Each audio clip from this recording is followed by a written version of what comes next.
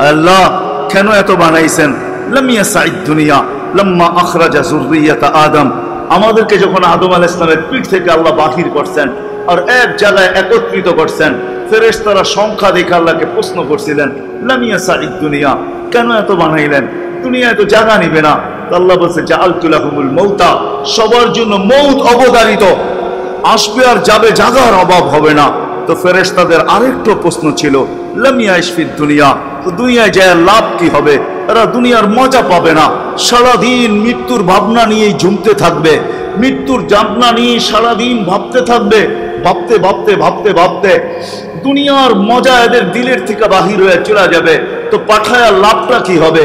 তো আল্লাহ বলছে জাআলতু লাহুমুল আমালা, প্রত্যেকের দিল আমি আশা দিয়ে ভরা দিছি, আশায় এরা বাসা বাঁধবে, আশায় এরা বেঁচে থাকবে, তোমাদের চিন্তা করতে হবে না। সত্য আজকে আশা এতটুকু হয়ে গেছে যে এই বিশাল মজমায় একজনও পাওয়া যায় না। আমার পুরা জাতির ভিতরে পাওয়া যাবে কিনা আমার সন্দেহ। কয়জন পাওয়া যাবে? কয়জন পাওয়া যাবে? হয়তো পাইতে হইলে ওই লোকগুলাকে কবর থেকে উঠায় আনতে হবে, কবর থেকে উঠায় আনতে হবে। কারণ আমি বহুবার দেখছি আমার এই দুই চোখে। অস্তিত্ব নিলাম এটা বিষয় না, কি নিয়ে যাব আল্লাহর কাছে এটা হলো প্রত্যেক ব্যক্তির জন্য বিষয়। যুবক কি নিয়ে যাবে এটা হলো বিষয়, নারী কি নিয়ে যাবে এটা হলো বিষয়। কেন যাইতে হবে? ফাঁকি দেওয়ার কোন সুযোগ আজ পর্যন্ত আসে না, আর কিয়ামতের সকাল পর্যন্ত আসবে। ইন্নী কাতাবতুল মাউতা আলা মান তাহতা আরশি, এটাই সিদ্ধান্ত আল্লাহ। আমার আরশের নিচে যে আছে তাকে মৃত্যুর স্বাদ গ্রহণ করতেই হবে। চাই সেটা জিবরিল হোক, তাকেও স্বাদ গ্রহণ করতে হবে, চাই সেটা মিকাইল হোক, তাকেও গ্রহণ করতে হবে, কেননা সব আরশের নিচে।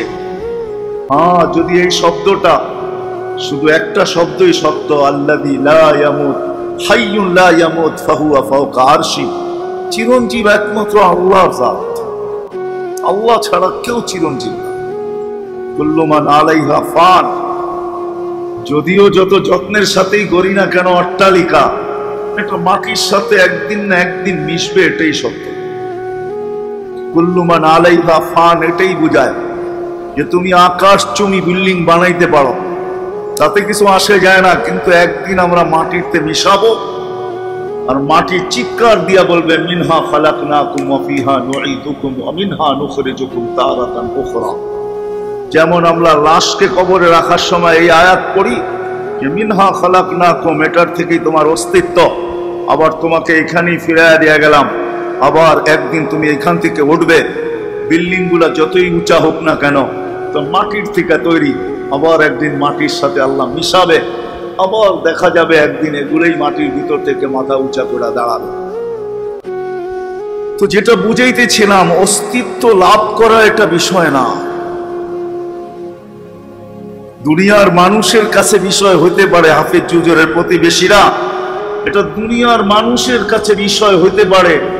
কে কোন বংশে জন্ম নিল, কে কোন ঘরে আসলো, কার পেশা কি হইল, কার যোগ্যতা কতটুকু, এটা দুনিয়ার মানুষের কাছে হইতে পারে, কিন্তু ওই মালিকের কাছে না, ওই আল্লাহর কাছে না, যিনি আমাদেরকে অস্তিত্ব দিয়েছেন, ওনার কাছে অস্তিত্ব বিষয় না। যদি অস্তিত্ব বিষয় হইতো তাহলে বহুত প্রমাণ দেওয়া যায়। ওনার কাছে অস্তিত্ব বিষয় না, ওনার কাছে বিষয় হলো কি নিয়ে আসলা, এটাই হলো বিষয়। যুবক কি নিয়ে গেল, এটা হলো বিষয়। নারী কি নিয়ে পৌঁছলো, এটা হলো বিষয়। পুরুষ কি নিয়ে গেল, এটা হলো বিষয়। গরিব কি নিয়ে গেল, এটা হলো বিষয়। যদি নিয়া যাইতে পারে, গরিব যা নিয়া যাওয়ার তা নিয়া যদি যাইতে পারে, তাহলে হয়তো রেওয়ায়াত এটাও সত্য হবে, হাদিসে কিতাবে এটাও পাওয়া যায়। কবর থেকে উঠাবে আর বলবে ইনতালিকু ইলাল জান্নাতি বিগাইরি হিসাব ওয়ালা কিতাব, চলো জান্নাতে, তোমার হিসাবও নাই কিতাবও নাই, বিদায় কিয়ামতের মাঠ দেখার কোনো দরকারও নেই।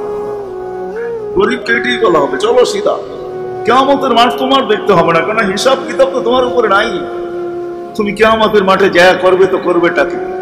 আর যদি গেল হোক, তাহলে ওই হাদিসও আবারও সত্য হইতে পারে, কিতাবে যেটা আসছে যে গরিবরাই প্রশ্ন করবে আইয়ু হিসাবিল্লানা মা আতানাল্লাহু মালা, আমাদের হিসাব কিতাব আবার কিসের? দুনিয়া তো মালই নেয়, আবার কিসের হিসাব? সকালে আনছি বিকালে শেষ, বিকালে আনছি সকালে শেষ, 1 তারিখে পাইছি 20-25 তারিখে শেষ। আমাদের আবার হিসাব কিসের? নুন আনতে পান্তা শেষ, পান্তা আনতে নুন শেষ, আমাদের হিসাব কিসের? আমরা তো এমনও ছিলাম যে ঈদের পরে ঈদ যাইতো, কিন্তু না নিজেদের গায়ে নতুন কাপড় জুটতো, না বাচ্চাদের গায়ে নতুন কাপড় জুটাইতে পারতাম। শুধু অন্তরালে যে চোখের পানি মুছতে থাকতাম যে সবার বাচ্চা নতুন কাপড় পরা ঈদের দিন বাহির হবে, আমি আমার বাচ্চার সামনে মুখ দেখাবো তো দেখাবো কি করে? পিতা হিসাবে দাঁড়াবো তো দাঁড়াবো কি করে? এইভাবে তো কত দিন কেটে গেছে। যদি আমি দেখাই আঙ্গুল দিয়া, তাহলে গত 4টা ঈদ এইভাবে কাটছে। 2020-এর 2টা ঈদ করোনার, 2021-এর 2টা ঈদ কাটছে করোনার ভিতরে, না কাটে নাই? হ্যাঁ, এই 4 ঈদে কামরাঙ্গীর চলো পাওয়া যাবে এরকম মা বাবা যে নিজে তো নতুন কাপড় দূরের বিষয়, সন্তানের গায়েও নতুন কাপড় উঠাইতে পারে না। অন্তরালে যে চোখের পানি ঝরছে। তো গরিব বলবে আইয়ু হিসাবিল্লাহ, না আমাদের আবার কিসের হিসাব?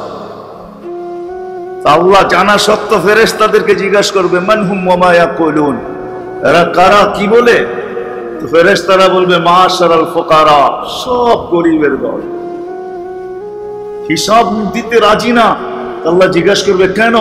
কয়েকটা শব্দ মুখে উচ্চারণ করতেছে শুনতেছি, মা আতান আল্লাহু মালা, দুনিয়াতে তো আল্লাহ মালই দেয় নাই, আবার হিসাব কিসের?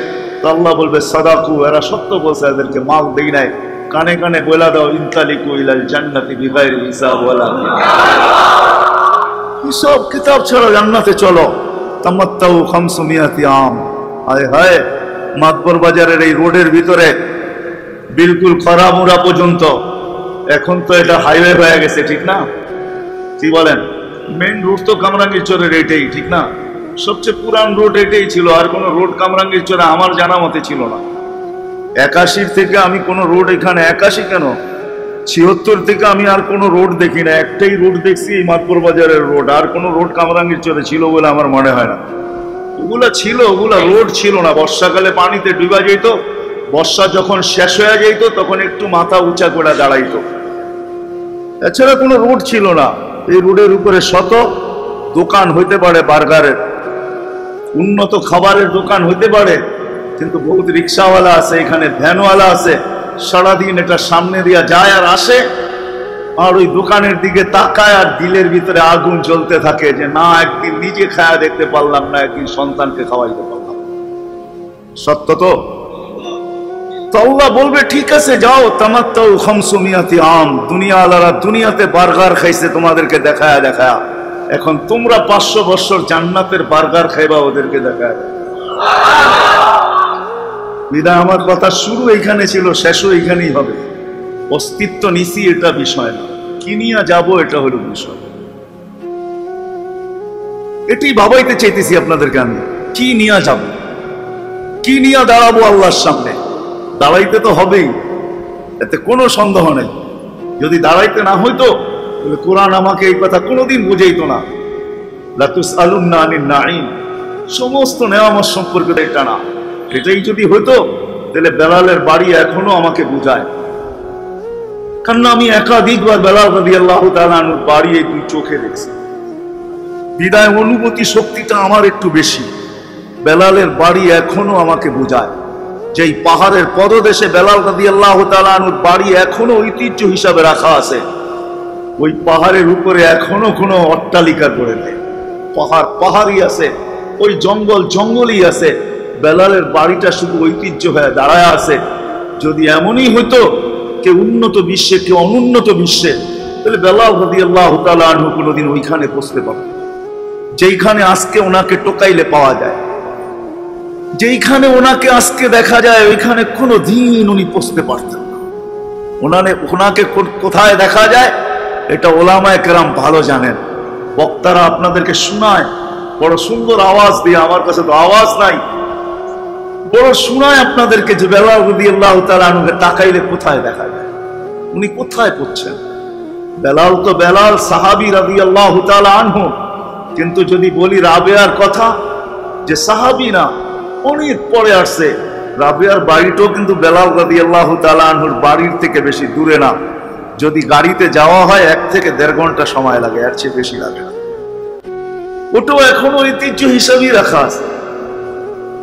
তাইলে কে কোথায় জন্মে নিলে এটা যদি বিষয় হইতো, তাহলে রাবেয়ার নাম এখনো আমাদের মুখে মুখে কোনোদিন থাকতো না। রাবেয়ার নামে দুনিয়ার সর্ব ভাষায় কোনোদিন কিতাব লেখা হইতো না। এই কামরাঙ্গীর চরো ইসলামিক বুক স্টল যদি থাকে, ইসলামিক লাইব্রেরি যদি থাকে, ওইখানেও রাবেয়ার জীবনী পাওয়া যাবে, এটা আমি বিশ্বাস করি। আমাদের অনেকের ঘরেই রাবেয়ার জীবনী আছে। রাবেয়া কোনোদিন ওইখানে পৌঁছতে পারতো না। এরকম হাজারো কাহিনী নিয়ে আসা যাবে। কোনোদিন আল্লাহ যদি দেশ দেখতেন, এলাকা বা সোসাইটি দেখতেন, তাহলে এই লোকগুলার ওইখানে পৌঁছার কোনোদিন সুযোগ ছিল। আল্লাহ কসম খোদার এগুলা দেখেন। এই জন্যই আমার কথা শুরু এখান থেকেই ছিল, আবার পিছনে ফিরা যাইতেছি। অস্তিত্ব নিলাম, এটা বিষয় না। এটা যদি কেউ বিষয় মনে করে, তাহলে সে ভুলের জগতে আছে। বিষয় হলো যে মালিকের কাছে ফিরা যেতে হবে, কি নিয়ে যাব, এটা হলো বিষয়। যুবক কিনিয়া গেলে, নারী কিনিয়া গেলে, পুরুষ কিনিয়া গেলে, কোন জিনিসটা নিয়ে গেলে ওনার কাছে যাব, এটাই সত্য। একটু আগেও বলতেছিলাম, সত্য, ফাঁকি দেওয়ার সুযোগ নাই। চলে যেতে হবে সবাইকে, সামনে দাঁড়াইতে হবে সবাইকে, প্রশ্নে উত্তর সবাই সম্মুখীন হইতে হবে। হ্যাঁ, একদল আছে হয়তো নাও হইতে পারে, আল্লাহ আমাদেরকে তাদের অন্তর্ভুক্ত করেন নাই, যাদের ব্যাপারে কোরআন বলছে ফালা নুকিমু লাহুম ইয়াউমাল কিয়ামাতি ওয়াজনা। আরেক জায়গায় বলছে ইন্নাল্লাযীনা কাফারু মিন আহলিল কিতাবি ওয়াল মুশরিকিন ফি নারি জাহান্নাম খালিদিনা ফিহা উলাইকা হুম শাররুল বারিয়া। আল্লাহর মেহেরবানি, আল্লাহ আমাদেরকে তাদের অন্তর্ভুক্ত করেন নাই। আমাদেরকে মুসলিম মার কোলে আল্লাহ পাঠাইছেন, মুসলমান মা বাবাকে নির্বাচিত করছেন, চাই সেটা বাংলাদেশেরই হোক, চাই সেটা হাফেজ জুহুজের প্রতিবেশী হিসাবে হোক, চাই বাংলাদেশের যেই কোনো অজয় পাড়াগাই হোক, মুসলমান মা বাবার কোলে আল্লাহ আমাদেরকে অস্তিত্ব দিচ্ছেন। এই অস্তিত্বই শুধু বিষয় না, বিষয় হলো আমি আল্লাহর কাছে কি নিয়ে যাব, এটা হলো বিষয়। আমি যাব কিভাবে, এটা হলো বিষয়। বিষয় এটা না যে দুনিয়া কতটুকু গড়লাম, এটা বিষয় না, কসম খোদার বিষয় না। আমাদের কাছে বিষয় হইতে পারে, আমরা দেখি হয়তো কার কাছে কি আছে, কে কোথায় আছে, এটা আমাদের বিষয়, কিন্তু আল্লাহর বিষয় না। কসম খোদা, আল্লাহর বিষয় না কার কাছে দুনিয়ার কি আছে, এটা আল্লাহর বিষয়। যদি বিষয় হইতো, তাহলে কোরআন হাদিসে এত কিছু পাওয়া যেত, তাইলে ওই সম্ভ্রান্ত লোকগুলার নামই পাওয়া যেত, যাদেরতে সম্ভ্রান্ত আল্লাহ দুনিয়ায় কাউকে পয়দা করেন না। জিবরিল আলাইহিস সালাম বলছিলেন কাল্লাতুল কাবাইলা কুল্লা মা ওয়াজাদতু আশরাফা মিন কুরাইশ। দুনিয়ার সমস্ত গোত্রকে আমি ছাইনা দেখছি, কিন্তু কুরাইশের চেয়ে কোনো উত্তম গোত্র আল্লাহ তৈরি করেন নাই। তাইলে আল্লাহর ইতিহাসে শুধু কুরাইশের নামই থাকতো, আর কারো নাম থাকতো না। কেন এর চেয়ে উত্তম কোনো গোত্রই দুনিয়াতে আল্লাহ রাখেন নাই। যদি কোনো জায়গাকে আল্লাহ দেখতেন, যদি কোনো জায়গা অথবা বলা যায় কোনো সোসাইটি, তাহলে জিবরিল আলাইহিস সালাম নিচে বলতেছেন কাল্লাতুল আরদা কুল্লা মা ওয়াজাদতু আতিয়াবা মিন মক্কা। দুনিয়ার সমস্ত জমিনকে আমি ছাইনা দেখছি, কিন্তু মক্কার থেকে কোনো উত্তম জমিন আল্লাহ পয়দা করেন নাই। সবচেয়ে উত্তম বিদায় আউয়ালা বাইতিন উদিয়া লিন-নাস, মানুষের জন্য সর্বপ্রথম ঘরটা, নিজের ঘরটা ওইখানেই নামায় দিয়েছে। তাইলে ওইটারই ইতিহাস হতো, আর দুনিয়ার কোনো ইতিহাস হতো না। কিন্তু দুনিয়ার ইতিহাসটা অনেক লম্বা। গরিবও পাওয়া যাবে, আবার সম্ভ্রান্ত থেকে সম্ভ্রান্ত। আল্লাহ যদি সম্ভ্রান্তই দেখতেন, তো হাফিজ হুজুরের প্রতিবেশী রহমতুল্লাহি আলাইহি, ওনার প্রতিবেশী হিসাবে বলতে চাইতেছি, তাহলে আবু তালেবের জাহান্নামে যাওয়ার কোনো সুযোগ কোনোদিন হতো না। আবু তালেব কোনোদিন জাহান্নামে যেত না। আপনারা যদি থাকতেন এখন মক্কায়, আর আমিও থাকতাম, তাহলে আমি দেখাইতে পারতাম আবু তালেবের জন্মের স্থানটা কোনটা ছিল, কোথায় সে জন্ম নিয়েছে, ওই জায়গাটা আমি চিনি। আবু তালেবের ঘরটা কোথায় ছিল এটাও চিনি। আবু তালেব হেরেমের ভিতরে মারা গেছে এটাও চিনি, কোন জায়গায় সে মারা গেছে এটাও চিনি। এখন তার কবরটা এটাও চিনি। তার কবরটা দুই ব্যক্তিত্বের পাশে রাখা। একদিকে হলেন আম্মাজান খাদিজাতুল কুবরা রাদিয়াল্লাহু তাআলা আনহা, আরেক পাশে হলেন আরেক পাশে হইলেন হাজেরা আলাইহিস সালাম। এই দুইজনের কবরের পাশে আবু। যুবক যৌবনের ভিতরে থেকে করে যেতে হবে, গরিব দারিদ্রতার ভিতরে থেকে করে যেতে হবে, পুরুষ পুরুষত্বের ভিতরে, নারী নারীত্বের ভিতরে, যে যেখানে আসি করে যেতে হবে। চলে যাব, কে কখন যাব তাও জানি। আর যাওয়াটা চিরদিনের জন্য হবে, আর কোনোদিন ফিরে আসা যাবে না, আর সুযোগ আমাদের হাতে আসবে না। আজকে সুযোগ আছে, আর কোনোদিন সুযোগ হবে না। আজকে হয়তো সবার মুখে একটাই কথা, যে ব্যস্ততার কারণে সময় পাই না, বিজি যাকে বলা হয়, ব্যস্ত ব্যস্ত ব্যস্ত ব্যস্ত ব্যস্ত, যাকে দেখবেন সেই ব্যস্ত। যুবকও ব্যস্ত, নারীও ব্যস্ত, পুরুষও ব্যস্ত, সব ব্যস্ত। যদিও আল্লাহ আমাদেরকে শুনায় দিয়েছেন যে ব্যস্ততার অবসান ঘটাবো তোমার কানে ধ্বনি দিয়া, কানে ধ্বনি দিয়া অবসান ঘটাবে আল্লাহ। মৃত্যু ব্যক্তির কানে ধ্বনি আসে, ইনকাতাতিল আজাল ওয়ানকাতাতিল আমাল, তোমার বয়স শেষ, তোমার আশাও শেষ। বিদায় তোমাকে আমরা মৃত্যুর কোলে ঢলাইয়া দিতেছি। তুমি এখনই মৃত্যুর কোলে ঢলবে, এখনই তোমার রূহ বাহির হবে, আত্মা উড়া যাবে, বাহির হয়ে যাবে। কানে ধ্বনি দিয়া তারপরে আল্লাহ আত্মা বাহির করবে, ফেরেশতা বাহির করবে, কানে ধ্বনি দিয়া বলবে ইনকাতাতিল আজাল, বয়স শেষ, ওয়ানকাতাতিল আমাল, তোমার আশাও শেষ। তারপরেও ধ্বনি কানে আসবে, বিদায় চলে যেতে হবে, কানে ধ্বনি নিয়ে চলে যাব। ব্যস্ত যদিও আজকে বলি, সময় কারো হাতে নাই, সব ব্যস্ত। কেউ হাটে, কেউ ঘাটে, কেউ রোডে, কেউ রোডে, কেউ ঘাটে, কেউ হাটে, কেউ বাজারে, কেউ খেতে, কেউ খামারে, কেউ অফিসে, কেউ আদালতে, কেউ মেইল, কেউ ফ্যাক্টরি, কেউ ঘরে, কেউ বাড়িতে, কেউ দোকান, কেউ পাটে, সর্ব জায়গায় আমরা ব্যস্ত। সময় কারো হাতেই নাই, কিন্তু সময় পাওয়া যাবে কসম খোদা, কিন্তু মূল্য পাওয়া যাবে না, এটাই সত্য। আজকে যদি সময় নাই, যুবকের কাছে সময় নাই, নারীর কাছেও সময় নেই, কারো কাছে সময় নেই, কিন্তু আজকে দাম আছে। আজকে কেনার জন্য আল্লাহ প্রস্তুত, কালকে দেওয়ার জন্য আমি প্রস্তুত হব, কিন্তু কোনো মূল্য হবে না। আজকে কেনার জন্য আল্লাহ প্রস্তুত, মূল্য দেওয়ার জন্য আল্লাহ প্রস্তুত, মূল্য দেওয়ার জন্য আল্লাহ প্রস্তুত, আজকে প্রস্তুত। উচ্চারণ করতে দেরি, লুই পানিতে দেরি করেন না। আমি ছোট একটা দোয়া মনে পড়লো, এই জন্য বলতেছি। ওলামারা জানে, আর কামরাঙ্গীর চর তো কামরাঙ্গীর চরে, এইখানে ওয়াজ করা মানে সমুদ্রে পানি ডালা। আমি এটা মনে করি, মনে হয় বোঝেন না, সমুদ্রে পানির প্রয়োজন হয় নাকি? হ্যাঁ, 450 উপরে মাদ্রাসা হলো কামরাঙ্গীর চরের ভিতরে। হাফেজজি হুজুর এখানে শুয়ে আছেন, নুরিয়ার মতো মাদ্রাসা এখানে আছে। এইখানে ওয়াজ করা মানে সমুদ্রে পানি ডালা। সমুদ্রে যেরকম পানির প্রয়োজন হয় না, মরুভূমিতে পানির প্রয়োজন হলে হইতে পারে, এইখানে ওয়াজ করা এমনই মনে করতেছি আমি। বিদায় চলে আসছি যখন, তো দুই একটা কথা বলেই শেষ করতেছি, দুই একটা কথা বলেই শেষ করতেছি। চলে যেতে হবে আমাদের, আজকে সময় নাই, এই জন্যই মনে উঠলো বিদায় বলতেছি। আজকে উচ্চারণ করতে দেরি, আল্লাহুম্মা লাকাল হামদ, আল্লাহুম্মা লাকাল হামদ কামা ইয়ানবাগি লিজালালি ওয়াজহিকা ওয়া আযীমি সুলতানি। এতটুকু উচ্চারণ করতে দেরি। ওলামাদেরকে জিজ্ঞাসা করেন, ফেরেশতা আল্লাহকে জিজ্ঞাসা করে আল্লাহ কি লিখবো, তো আল্লাহ যেন জবাবে বুঝাইতে চাইতেছেন যে এত সংখ্যা তোমাদের কাছে নাই যে তোমরা বসাবে, এত সংখ্যা তোমাদের কাছে নাই। যেমন আমাদের মোবাইলে ক্যালকুলেটর প্রত্যেক মোবাইলে আছে, চাই সেটা বটন সেট হোক, চাই সেটা অ্যান্ড্রয়েড সেট হোক, চাই সেটা আইফোন হোক, ঠিক না? কিন্তু অনেকগুলা সংখ্যা বসায় যখন পূরণ করতে যাবেন, তো ফোন ভিতর থেকে আওয়াজ দিবে, এতগুলা সংখ্যার অ্যান্সার দেওয়ার ক্ষমতা আমার নাই, বিদায় আমি তোমাকে ফলাফল দিতে পারবো না, আমার মাথা উল্টায় গেছে, বিদায় উল্টা কিছু উঠা বসে থাকবে।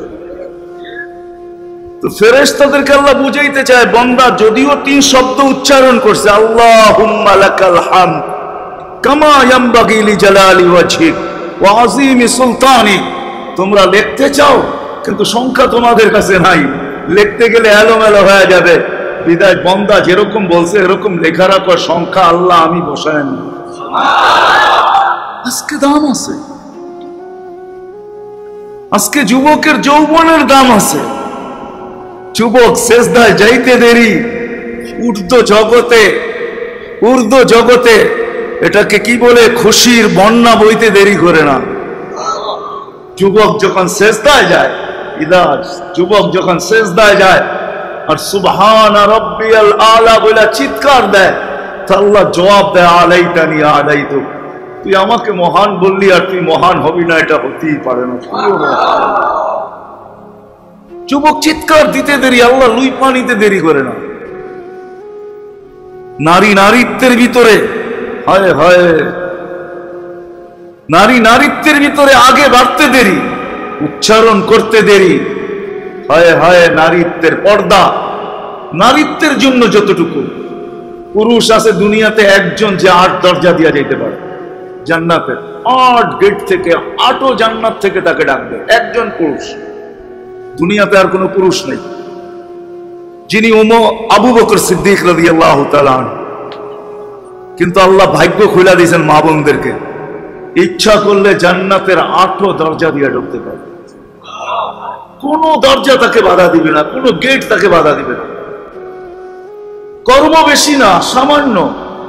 আইয়ুমা ইমরাআতিন আমানাত আলা রাব্বিহা, ঈমান ঠিক করলো, সাল্লাত খামসাহা, 5 ওয়াক্ত নামাজ পড়লো, সামাত শাহরাহা, রমজানের রোজা রাখলো, আতাআত বালাহা, স্বামীর অনুগত্য রইল, শরীয়ত মোতাবেক পর্দা করলো। আল্লাহর রাসূল বলে ফালি তাদখুলিল জান্নাতা মিন আইয়ি আবওয়াবিল জান্নাতি শাআত, জান্নাতের যেই দরজা দিয়া মনে চায় ঢুকুক। নারী নারীত্বের ভিতরে, প্রত্যেক ব্যক্তির তার স্থানের ভিতরে, সবগুলো বর্ণনা তো দেওয়া যাবে না, দেওয়া যায়, সবার জন্যই কোরআন হাদিসে ইঙ্গিত রয়ে গেছে।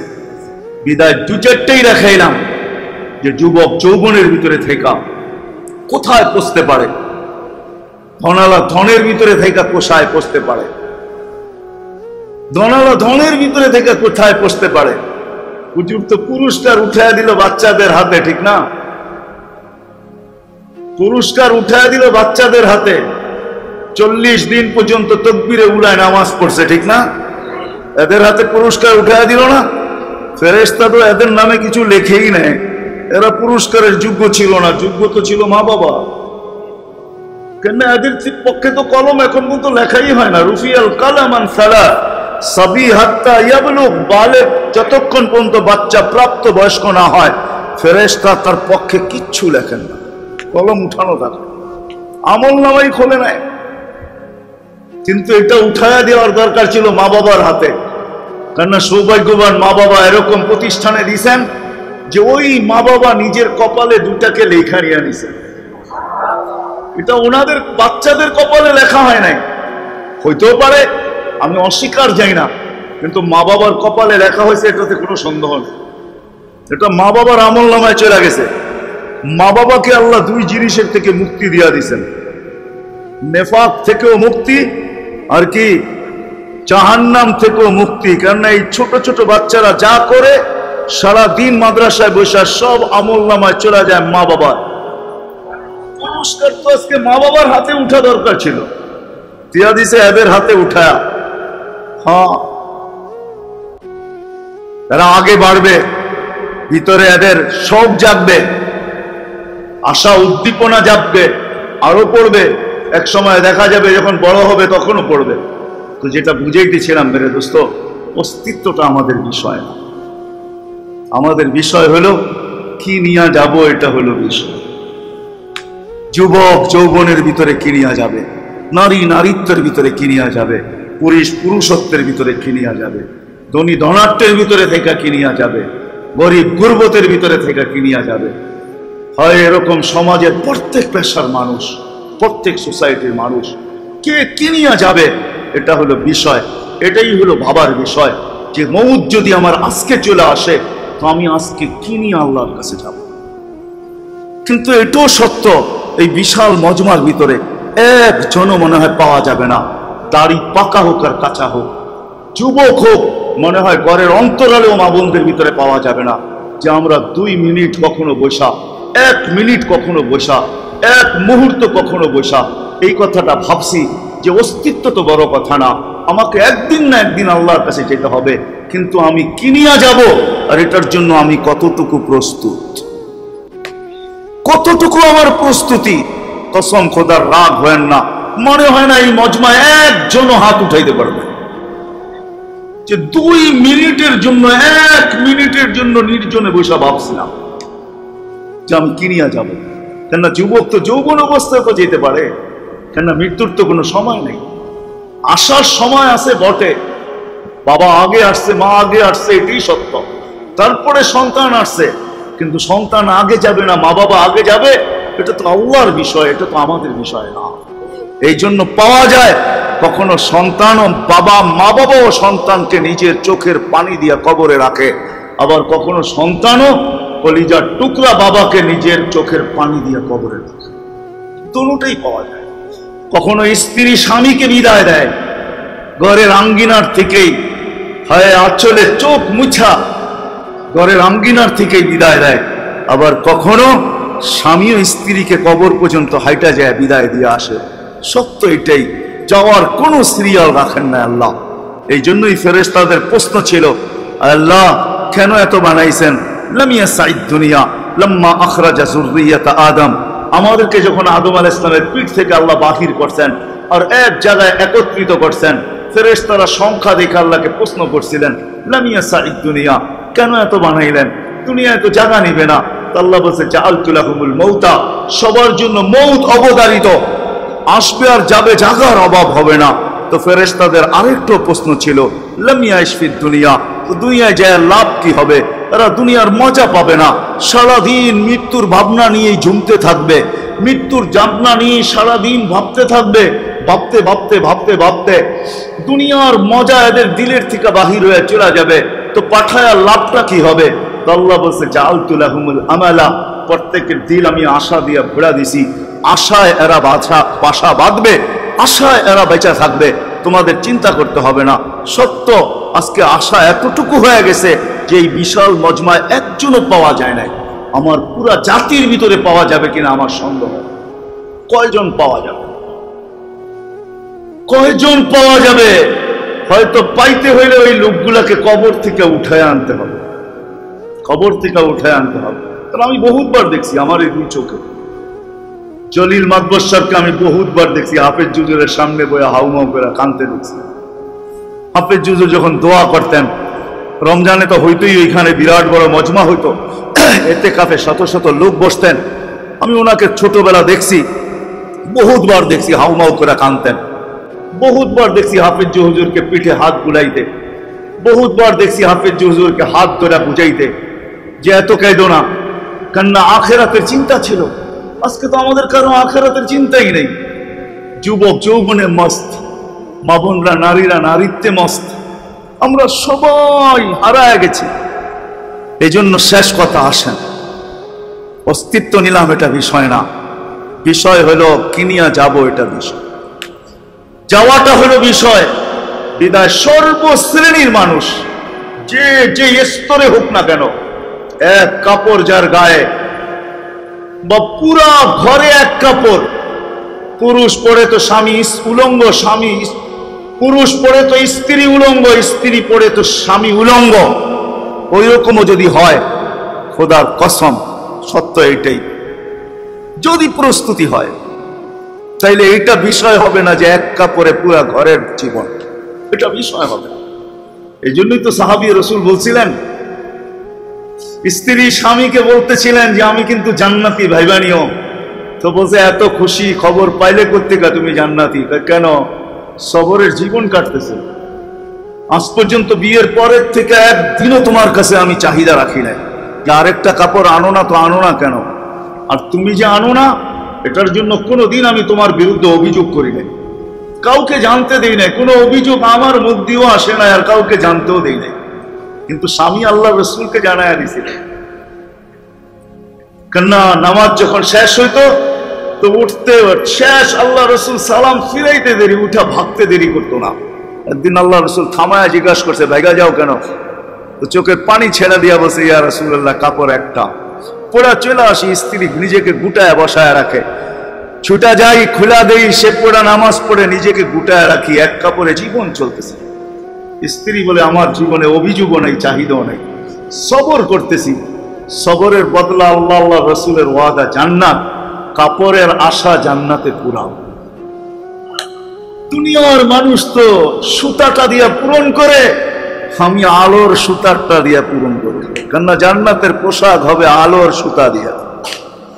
হ্যাঁ, দুনিয়ার লেহেঙ্গার কত বড়, জান্নাতের সবচেয়ে ছোট লেহেঙ্গা 3 কিলোমিটার গের হবে। 3 কিলোমিটার। কয় কিলোমিটার?